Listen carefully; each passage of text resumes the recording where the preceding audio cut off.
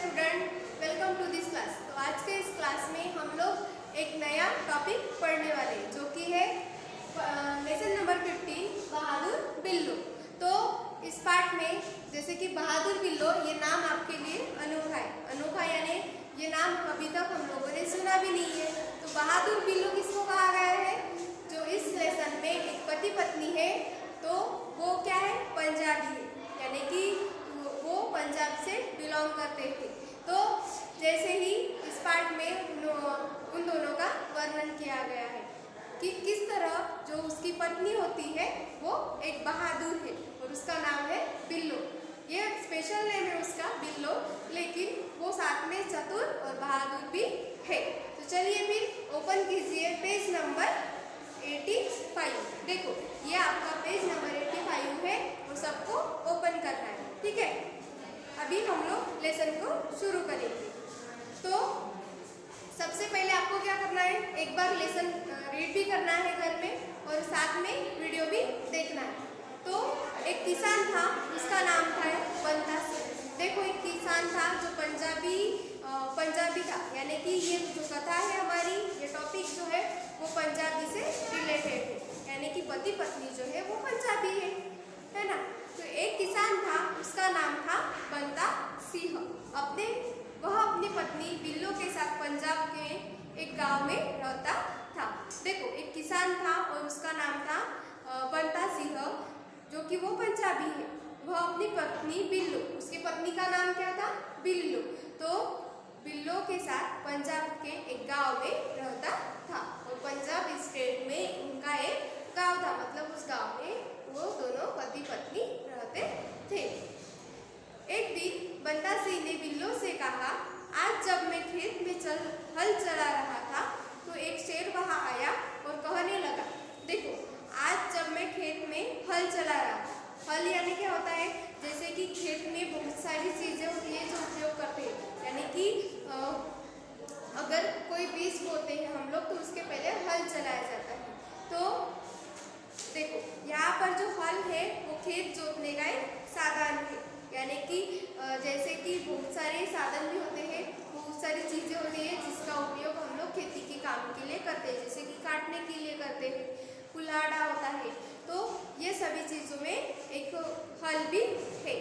तो आज जब मैं खेत में हल चला रहा था तो एक शेर वहां आया और कहने लगा। देखो एक शेर वहां पर आया, जो बंता सिंह है वो अपने खेत में मेहनत कर रहा था, हल चला रहा था। तो तभी वहां पर एक शेर आया, किसान किसान अपना बैल मुझे दे दे वरना मैं तुझे खा जाऊंगा। और शेर ने क्या कहा कि किसान किसान मुझे तुम्हारा बैल दे दे, नहीं तो मैं तुझे खा जाऊंगा। और उसने क्या कहा कि मैं तुम्हें खा जाऊंगा। बिल्लो ने बंता सिंह से पूछा, फिर तूने क्या जवाब दिया? बिल्लो ने क्या पूछा? बंता सिंह से बिल्लो ने बंता सिंह से पूछा, फिर तूने क्या जवाब दिया? तो बिल्लो जो है उसकी पत्नी, उसने पूछा कि तुमने क्या जवाब दिया? तो बंता सिंह ने कहा, मैंने कहा शेर भाई अगर तुम मेरा बैल ले लोगे तो मैं खेती कैसे कर पाऊंगा। यानी कि उन्होंने क्या, उसकी पत्नी जब उसे पूछ रही थी तो उसने जवाब दिया कि शेर भाई अगर तुम मेरा बैल ले लोगे तो मैं खेती कैसे करूँगा। ये तो सच्ची बात है ना कि अगर कोई हमारे चीज़ों से एक चीज़ वगैरह ले लेते हैं तो कैसे अधूरी हो जाती है।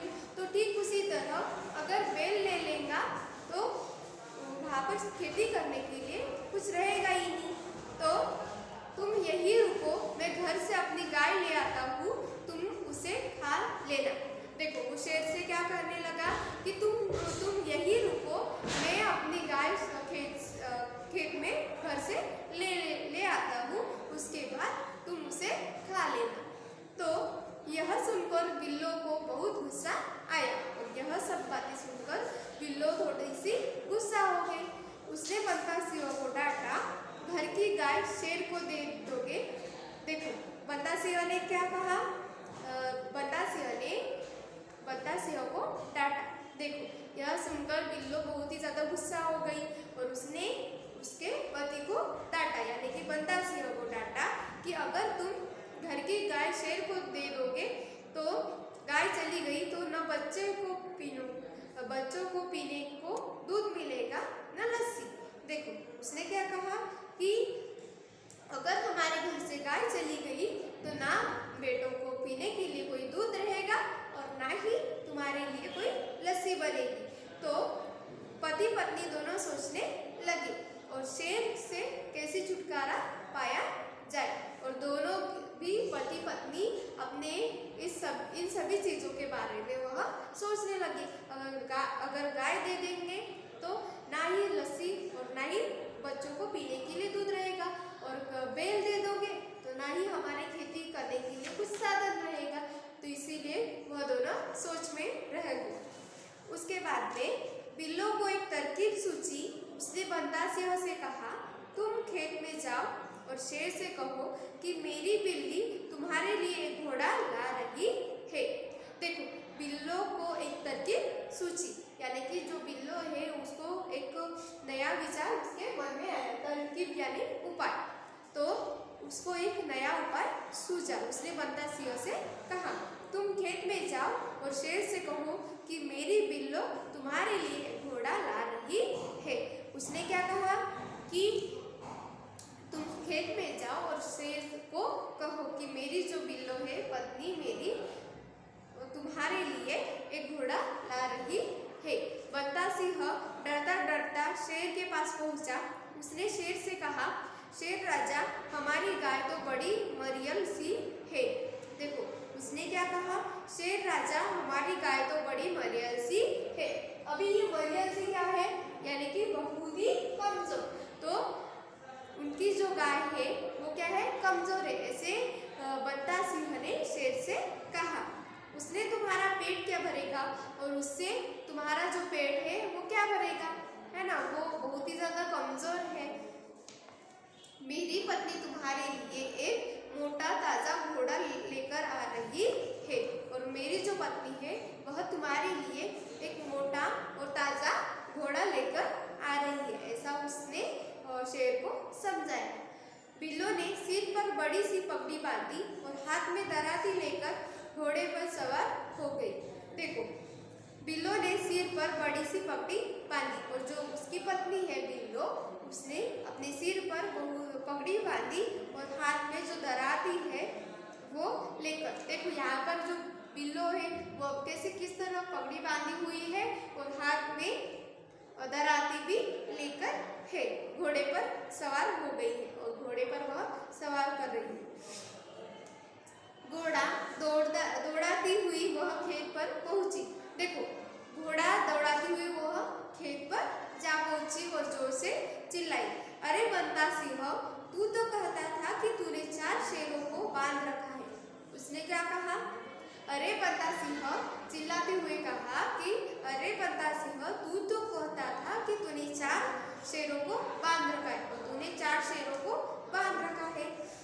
यहाँ तो सिर्फ एक ही है और यहाँ तो सिर्फ एक ही है।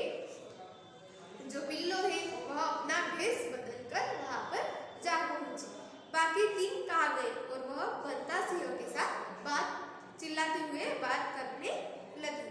बिल्लो घोड़े से नीचे उतरी और शेर की ओर बढ़ते हुए कहने लगी, और जो बिल्लो है वह घोड़े से नीचे उतरी और शेर की ओर बढ़ते हुए कहने लगी, चलो कोई बात नहीं, नाश्ते का काम एक से ही चल जाएगा। और उसने क्या कहा कि चलो कोई बात नहीं, मुझे एक ही काफी है, नाश्ते का काम तो बन जाएगा, यानी कि नाश्ते का काम एक से ही चला जाएगा, 4 नहीं सही तो एक ही, है ना। तो देखो वह किस तरह से तरकीब दोनों की काम में आ गई, मतलब कि उनको अच्छा सा उपाय सूझ गया, बिल्लो को और उसके पति को।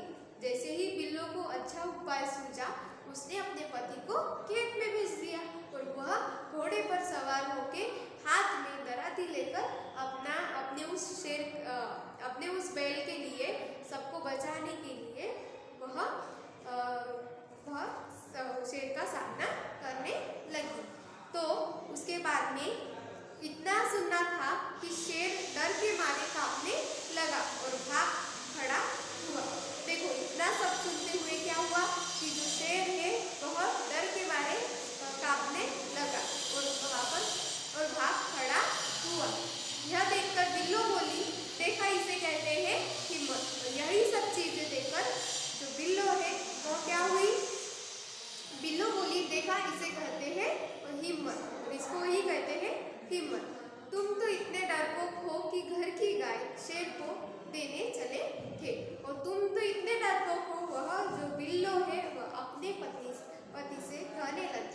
कि तुम तो इतने डरपोक हो, घर की जो हमारे गाय है वो शेर को देने चली थी, ऐसा वो कह रही थी।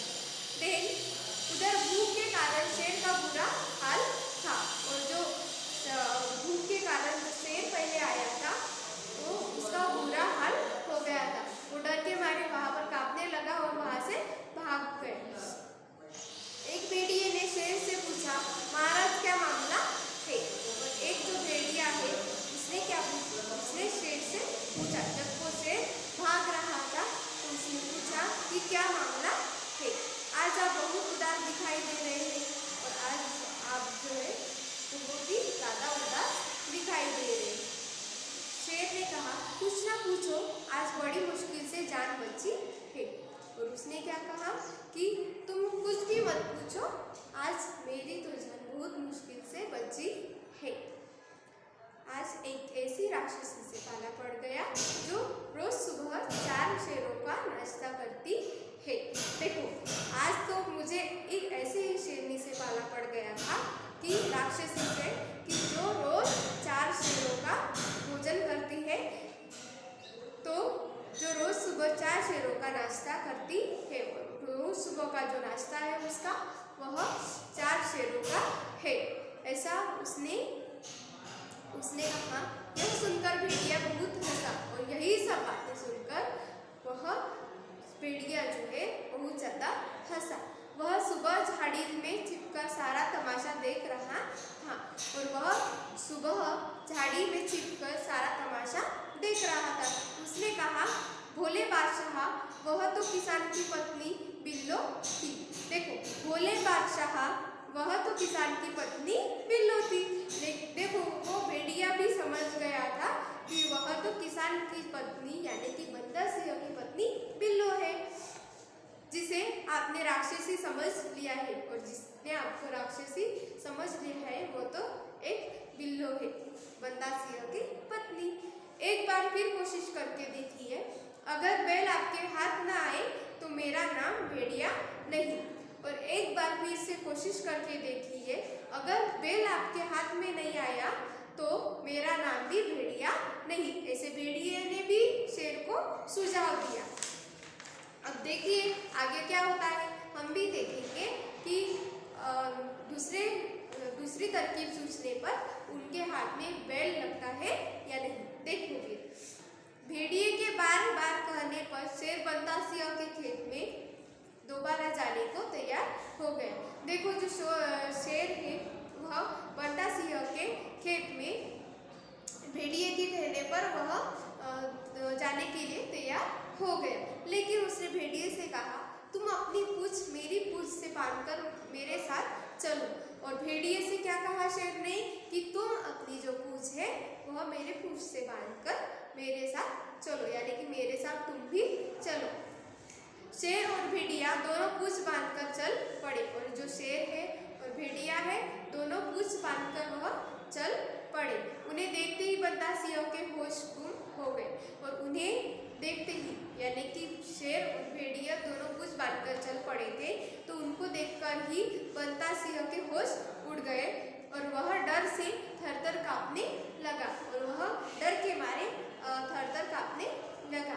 लेकिन बिल्लो बिल्कुल नहीं घबराई, और जो बिल्लो थी उसकी पत्नी वह डरपोक नहीं थी, यानी कि बहुत ही चतुर, बहादुर और बुद्धिमान किस्म की इंसान महिला थी। तो लेकिन बिल्लो बिल्कुल नहीं घबराई, और वो किसी से घबराई नहीं। वह भेड़िए के पास जाकर बोली, क्यों रे भेड़िए, तू तो मुझसे अभी कहकर गया था कि अपनी पूंछ से 4 शेर बांधकर लाएगा। देखो, उसने क्या कहा, क्यों रे भेड़िए, तू तो मुझसे अभी कहकर गया था कि अपनी पूंछ से 4 शेर बांधकर लाएगा। तू तो सिर्फ एक ही शेर लाया है। और उसने भेड़िए से कहा कि तू तो मेरे लिए 4 शेर अपने पूंछ को बांधकर लाने वाला था, तो एक ही लाया, वह भी मरियल सा था, और जो शेर है वह भी कमजोर सा था। भला इसे खाकर मैं भूख क्या मिटेगी, और भला इसे खाकर मेरी भूख क्या मिटेगी। खैर, जैसी भगवान की मर्जी, इस समय यही सही। और उसने क्या कहा जैसी भगवान की मर्जी, इस समय यह सब सही है। इतना कहकर बिल्लो जो है आगे बढ़ी और इतना सब कुछ कहकर बिल्लो आगे बढ़ गई। यह सुनकर शेर के होश उड़ गए और यह सब बातें सुनकर जो शेर के होश उड़ गए, उसने समझा कि भेड़िए ने उसके साथ धोखा किया है। और उसने क्या समझा कि भेड़िए ने उसके साथ भी धोखा किया है। वह फौरन वहां से भागा और उसने वह जो शेर है वह फौरन वहां से भाग गया। और यही सब बातें सुनकर शेर के भी होश उड़ गए। भेड़िया बहुत चीखा चिल्लाया, लेकिन शेर ने उसकी एक न सुनी और जब वह शेर डर गया तो डर के मारे वहां से भागने लगा। तो भेड़िया बहुत उसके लिए चिल्ला रहा था, चीख रहा था, उसको बुला रहा था, तो वह शेर उसकी कुछ भी बात मान नहीं रहा था। तो शेर तेजी से भागता रहा, उसके साथ साथ उसकी पूंछ से बंधा भेड़िया भी इधर उधर चोट खाता हुआ घिसटता चला गया और उसके साथ साथ उसकी पूंछ से बंधा भेड़िया, जो उसकी पूंछ को बंधा था भेड़िया, वह भी इधर उधर चोट खाता हुआ घिसटता चला गया और इधर उधर घिसटता हुआ वह भी वहां से निकल गया। तो बंता सिंह और बिल्लो आराम से रहने लगे और बंता सिंह और बिल्लो वह दोनों भी आराम से अपने खेत में खेती करने लगे और रहने एक साथ खुश रहने लगे। उन्हें मालूम था कि अब शेर उनके खेत की ओर कभी नहीं आएगा और उन दोनों को पता चल गया था कि शेर अब बहुत ही ज़्यादा डर गया है और यह आज के इस उपाय से वह लौटकर कभी नहीं आएगा और हमारे खेत की तरफ देखेगा भी नहीं। वह बहुत ही ज़्यादा डरा हुआ था। तो इस तरह था आज का हमारा पाठ। तो आज के इस पाठ से हम लोगों को क्या पता चला है कि हमारी जो नेकी, बहादुरी, ईमानदारी या भी हमारी चतुराई अगर कठिन समय आने पर काम आती है तो वह हमारे लिए सबसे ज़्यादा ज़रूरतमंद है। तो आप सबको भी इसी तरह जब कभी भी कठिन समय आता है तो ईमानदारी के साथ और ना डरे हुए सभी चीज़ों का या फिर कोई भी कठिन समय का आपको सामना करना है। और कोई भी कितनी भी बड़ी रास्ते में कांटे क्यों ना आए तो भी किसी से डरना नहीं है और सभी चीज़ों का हम लोगों को सामना करके उनके पार जाना है। तो यह था आज का पाठ, यानी कि बहादुर बिल्लो। तो इस पाठ में बंदा सिंह की पत्नी जो है बिल्लो वो किस तरह बहादुर है, उसकी इस बहादुरी को इस पाठ में दिखाया गया है। तो मुझे लगता है कि सबको समझ में आ गया होगा पाठ। देखो, आज आपके लिए ये होमवर्क भी है कि आपको इसी तरह एक कहानी बनानी है, यानी कि अपने मन से कहानी बनानी है। ये आपके लिए होमवर्क है, इसी तरह होनी चाहिए। या फिर आप लोग दूसरी भी कहानी कोई भी बना सकते हो, है ना। तो आज के इस क्लास में बहुत ज़्यादा मज़ा भी आया होगा और इस पाठ को आपने अच्छे से समझ भी लिया।